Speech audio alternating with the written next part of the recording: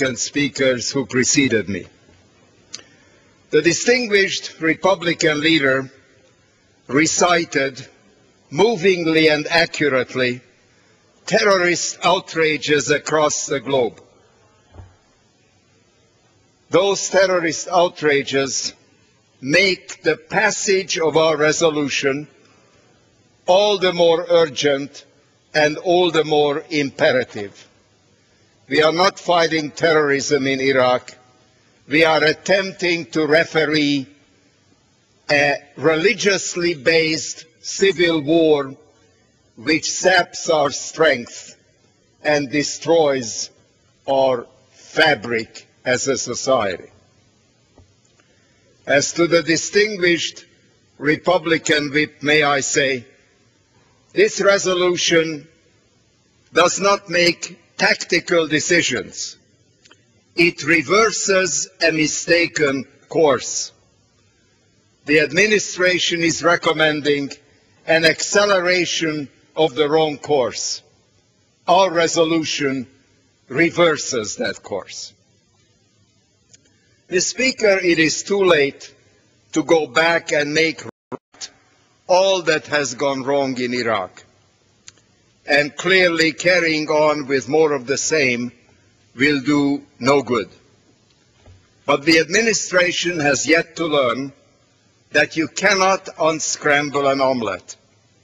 Instead, it is trying to add to the mix another 21,500 men and women who deserve better than that. In pursuing its policies in Iraq, the administration cannot unscramble and undo its many mistakes, buying into rogue and flawed intelligence, disbanding the Iraqi army, conducting mindless and extreme debathification, permitting the early looting and destruction and violence, allowing the growth of a government based on hate-filled sectarianism, allowing waste, fraud, and abuse in the use of US taxpayer funds, and on ad nauseum and ad infinitum. While we all hope that the goal of a quiet and stable Iraq will be achieved under General Petraeus, I am deeply skeptical. It will be incredibly difficult, if not impossible. The place is just too much of a mess. Our continued heavy presence in Iraq has not forced Iraqi leaders to take the requisite actions on power sharing, resource sharing, and national reconciliation. In fact, it has done the exact opposite. They have made minimal and cosmetic efforts in the knowledge that we will fill the gaps. In the meantime, there are so many other fronts globally and here at home on which we might have made much more progress if we had not been fixated these last 4 years on Iraq. Domestic and foreign problems have festered while we invested blood and treasure in Iraq. As our Iraq problems have mounted, our commitment and ability to resolve other pressing issues has vanished.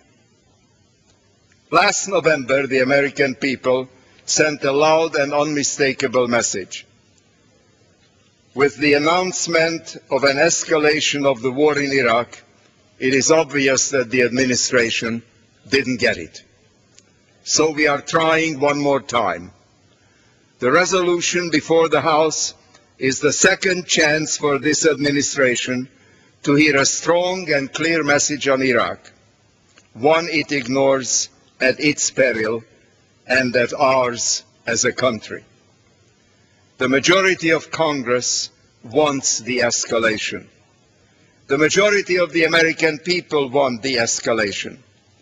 Many Republicans throughout the nation, and even our Republican colleagues in this Congress, want the escalation. Poll numbers show that the Iraqi people want the United States to gradually withdraw.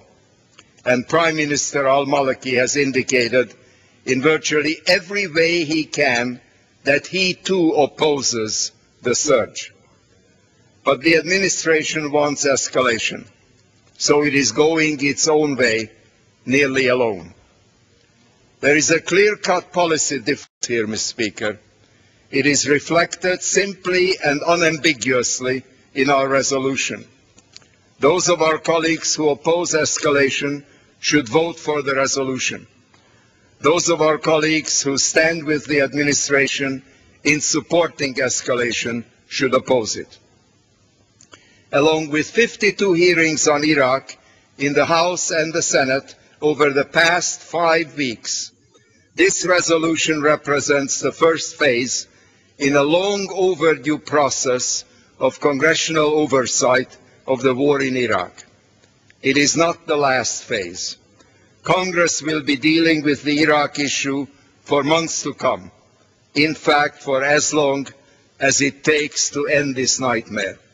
But this simple resolution will establish the first marker. Those who want to draw down the US presence will be on one side of that marker. Those who want to take further steps into the quagmire will be on the other. Mr. Speaker, we are throwing our soldiers in the midst of a civil war, particularly those whom we are sending to Baghdad. It is utterly unrealistic and grossly unfair to expect soldiers straight out of Iowa or Alabama or California to be able to differentiate between Iraqi Sunnis and Iraqi Shiites, much less to be able to tell at a glance which of these groups are with us and which are against us. But that is exactly what we are asking them to do. And we are asking them to do it in an urban terrorist setting and to do it without any linguistic or cultural background. The first sentence of the recent National Intelligence Estimate tells us everything we need to know on this issue. And I quote, Iraqi society's growing polarization, the persistent weakness of the Iraqi security forces and the Iraqi state in general, and all sides' ready recourse to violence are collectively driving an increase in communal and insurgent violence and political extremism. Every day we read another article illustrating the impossibility of the situation into which we have inserted our brave men and women. One day we read how the Iraqi army is infested with militia members. Another day we read that countless members of al-Sadr's violently anti-American Mahdi army have actually been trained by our soldiers, unaware of the trainees' true affiliation. On yet another day we read that US soldiers cannot even tell that their Iraqi counterparts, the object of their joint military missions, for fear that the mission will be compromised. This weekend we read an interview with a US soldier who acknowledged that he had no idea whatsoever whether an arrest he witnessed by Iraqi security forces was justified or merely another instance of sectarian revenge. Mr. Speaker, Iraq is a hall of mirrors, and the administration has utterly lost its way. More troops will not help.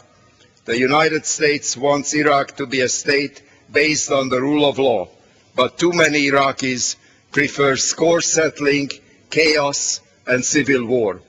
We cannot create a stable Iraq when the Iraqis themselves don't seem to want it. Let's not leave our finest young men and women literally stranded in an Iraqi maze. Let's make this resolution the first step on their journey home. We must begin a reduction in force at the fastest responsible rate possible, consistent with the safety of our troops. And then it will be time to rebuild our battered military and, just as importantly, rebuild the battered reputation of the United States.